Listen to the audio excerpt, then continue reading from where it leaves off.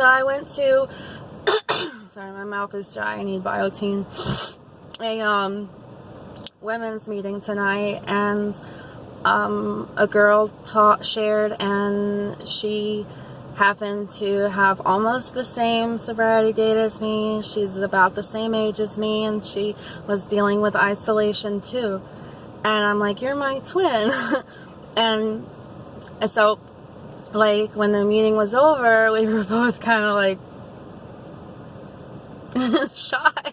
And I was like, because my social anxiety is so bad, and I was like, you want my number? And then she's like, oh, thank you for asking. And so, yeah, so we went outside, and I had a cigarette and stuff, whatever. And then I remember that I had gift cards for a restaurant from Christmas, and I said, do you want to go to dinner?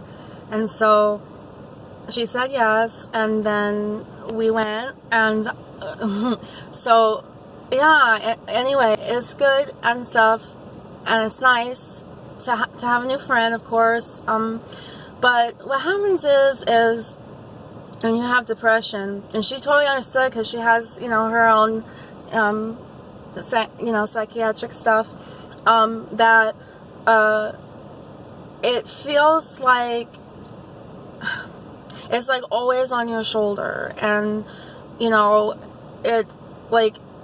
it creeps up sometimes, like, even when you're, like, trying to have a good time, and, you're trying to have a positive, like, social situation and everything, but you get triggered anyway, it's just, these abandonment issues get triggered really bad, because I'm so sensitive, and, like, I don't know, we were talking about, like, inner child and family trauma and stuff, and I was telling her about how, I have a perfect picture in my mind. Like, I don't know if I'm gonna cry again, but I'll try it. I'll try not to, I guess. Whatever.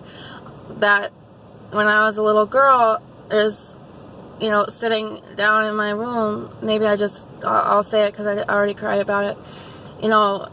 Sitting alone in my room, in the dark, on the floor, like, almost like, rocking myself, because I was so sad. It sucks. I've been sad my whole life, and it really sucks. It fucking sucks. Like, I'm sick of it. But it is what it is, I guess. So maybe I have had depression, like, even before I was 12 years old. Like, it just fucking sucks, And, anyway, so that was fine. I got over that, and then we walked outside, and then I was starting to have this feeling, and then I identified it, and she understood when I explained it, that it's almost like because I've been isolating so hard, that because this happened with Nuvis at the dance club, that when I isolate so hard, and then I'm in a social situation, it's almost like I'm taking a drug, in a way. And so, like, when I know that it's time to leave and they have to go home, I start withdrawing, and it's almost like a clingy feeling, right? And so it's a shitty feeling, and I'm like, I know I'm going to be okay, but it triggers the abandonment, it triggers the loneliness. But thankfully she understood, so I feel safe, like, feeling that way, and I feel okay, and videoing, I feel okay, because I need to get it out. It's almost like this is therapy for me.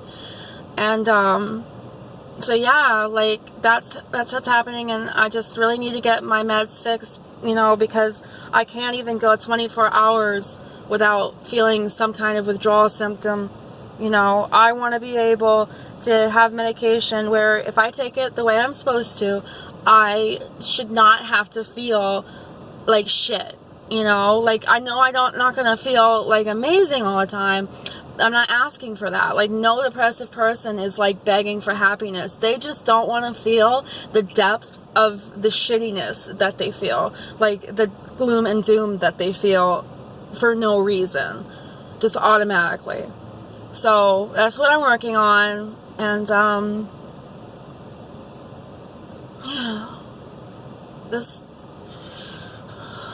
it's just, you know, it's a real thing. And I do this, you know, not trying to be like all glam and everything is fine and roses and peaches, whatever, you know, because mental illness is not that, and it's really uncomfortable. And, you know,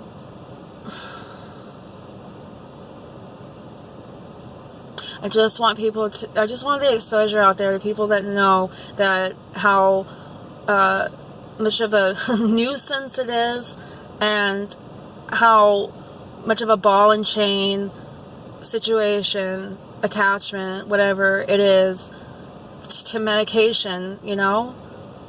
Like right now I have mixed feelings, so I'll figure it out, I guess.